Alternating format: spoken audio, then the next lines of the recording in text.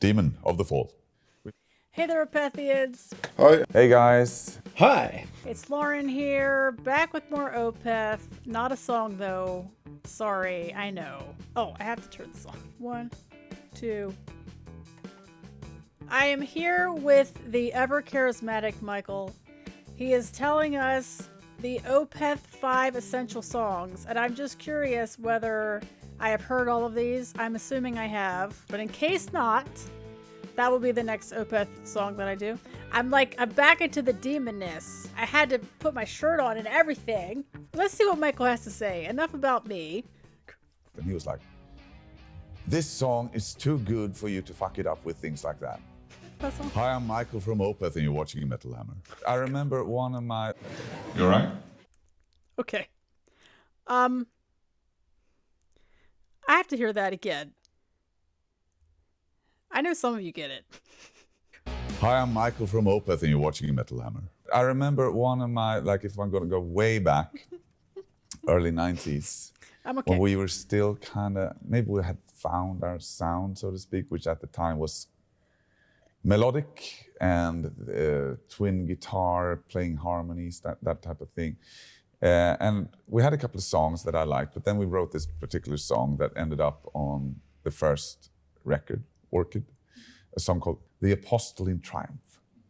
I just like that word for some reason. And that song, once that song was finished, and I felt like, okay, we have an album, you know. It set the tone for that record, I think, and made the older songs better somehow as well. We haven't played that song live that much. We did in the beginning, but I was Let me know if I constantly should check looking that at out. it. You're probably going to say whenever yeah. we have a new tour, if we're going to play something obscure, because nobody likes that song. Once that was finished, I was like, we're something. We got something, you know. So that meant a lot to me and to the early career, if you can call it a career. In those days, we didn't have one, but it was like a defining moment for me. It hasn't aged well, but it's still our debut, so I love it. You know, it's like I can hear my 19 or 17, 18, 19-year-old mind when I listen to those songs, how I was thinking. And there's not a lot of those kind of passages, musical passages that I would feel I would write today. That is a cool thing for musicians, or really anyone that creates something. It's like putting a stamp. It's like freezing that moment in time, whatever age you were, that you could go back and, you know, like, this is what I sounded like, this is what I thought. You know, that's kind of cool. Demon of the Fall. We played it to death. I know this one. For a while, it was our paranoid, I guess. We figured we had a hit, really. Like, it's on the third record, My Arms, Your Hers. It was written in a crummy hostel in Gothenburg. We recorded the record there and we didn't have all the songs finished. And me and Peter sat down in this hostel and some drunk guy on it, it was like bunk beds, and some drunk guy sat there and we were playing in the hostel and put together that song. I think it's also the first song that we used to drop D, so get a heavier kind of guitar tone. But it felt, once that was finished, because of the chorus, Demon of the Fall, it's a death metal hit. Yeah. And it kind of, in a very, very, very, very small scale, became a little bit of a hit song for us. And when we play it now, it's demon hit. You can, you know, the reaction from the crowd is guaranteed to be positive. It's also a good song. I think it still has stuff that I can relate to. It's a bit patchy, but not shit. We started playing it to death because we thought it was going to be a hit, or thought that it was a hit. I mean, we're a death metal band. We don't there's not going to be any hits on the horizon, but in our little world. But it's that recording was chaotic, and it was the first record from Martin Lopez, and we had never really recorded. We did one horrible Iron Maiden cover with him, Deliverance. In our world, a classic. We play it almost every night. I got a text actually from our management. One of my favorite Opeth songs for sure. Saying that if we would play that rock from now to all the shows up to Sweden Rock Festival that we do in the summer, if we play that every show up till Sweden Rock, it will be the 1,000th time we had played it live. And it was like something like 9.8 days without break, playing that song. So we played it a lot. But that's, you just lean back when we play it. It's a cool song, on an otherwise not great record. Parts of that record is very, very patchy to me. But that song is great, and we play it every night. I knew it was going to happen. It became the title track.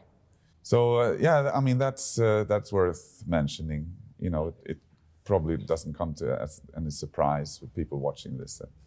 I would mention that song, but it's great. Faith in Others, the only song I'm genuinely proud of that I've written. That song is perfect.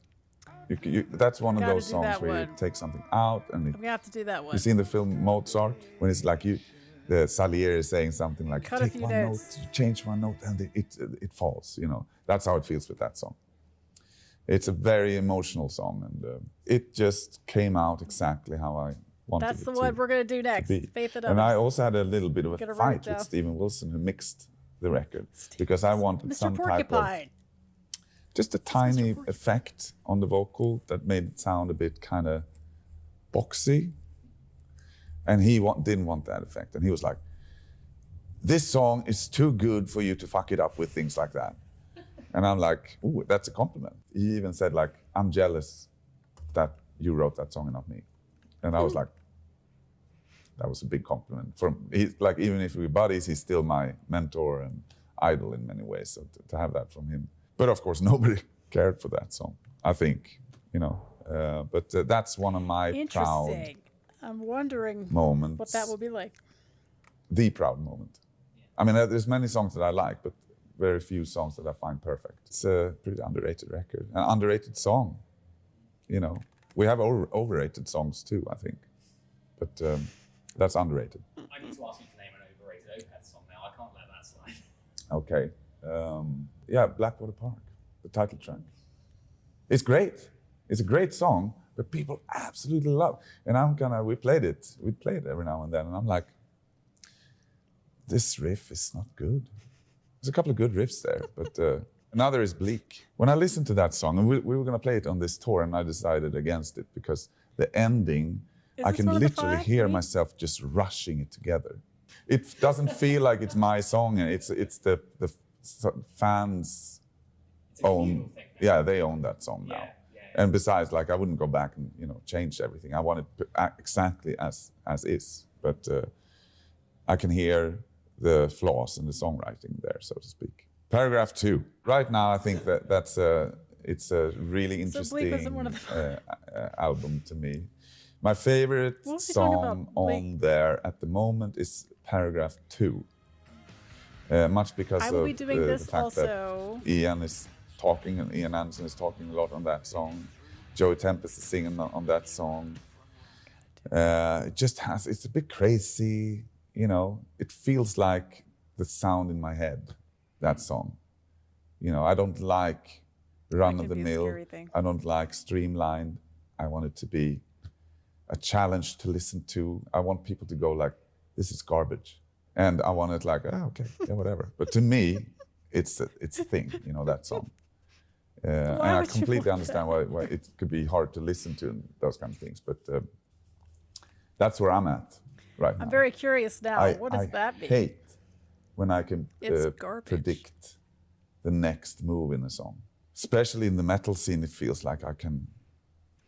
Well, you can't do that with Opeth. What they're gonna do. That's for sure. With this band, I think fans and myself and my bandmates, you have to let everything run its course.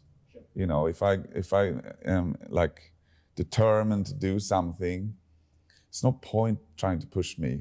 The only thing that's going to happen is I get upset like a child, and I was like, okay, then I don't want to do anything. Then I have to, because that's the idea with this band since the beginning. We do what we want to do, even since the first record, and that was odd for the time, and for the other metal bands around the time. It was an odd record already then.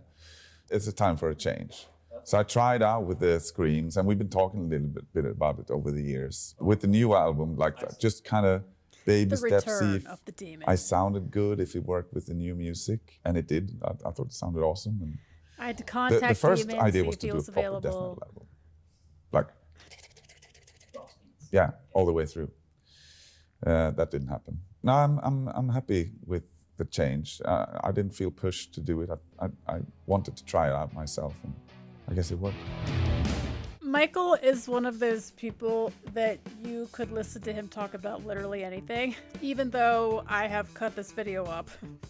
That's not because it was boring or I didn't really care about what he was saying. It's just that I don't want to just post this interview in its entirety. That's why it was cut up.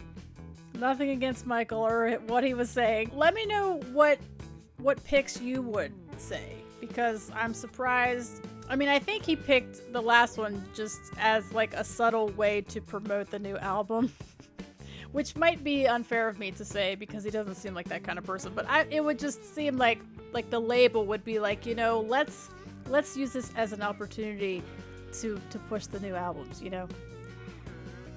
But aside from that, I would like to know what your 5 are. I agree with Deliverance for sure. I don't know. I would have to think about it. But let me know below what your 5 are. They don't have to be ranked or anything. Just 5 essential Opeth songs. Let me know below. Thank you guys so much for watching. Be on the lookout for more Opeth. Enjoy the rest of your day, and I will see you for the next one.